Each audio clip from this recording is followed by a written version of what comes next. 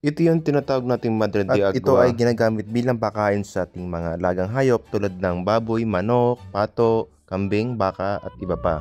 Maganda ito sa ating mga hayop dahil ito po ay napakataas po sa sustansya na kailangan po ng ating mga hayop. Dahil po sa Madre de Agua ay nakakatipid kami ng halos 50% sa feed expenses. Kailangan mo ng Madre de Agua dahil ito ay napapaganda ang produksyon ng itlog ng manok, kalusugan ng ibang hayop, at marami pang iba. Kaya kung may farm ka at may mga alagang hayop ay hindi dapat mawala ang Madre de Agua sa iyong farm. Dahil napakadami nitong gamit, pwedeng pang bakod, pwedeng pang organic concoction, fertilizer, at iba pa. Pwede rin itong gamitin pang bakod sa ating bukid. So, ito na nga binibigay ko na yung aking mga hinarvest na Madre de Agua sa aking alagang baboy at talagang sila tuwan-tuwa. Araw-araw po ako nagbibigay ng Madre de Agua dahil araw-araw din may bumibili ng cuttings at ang dahon nito ay aking binibigay sa mga baboy at manok. Madali lang buhayin ang Madre de Agua dahil ang cuttings ito ay itutusok mo lang sa lupa ay pwede lang mabuhay.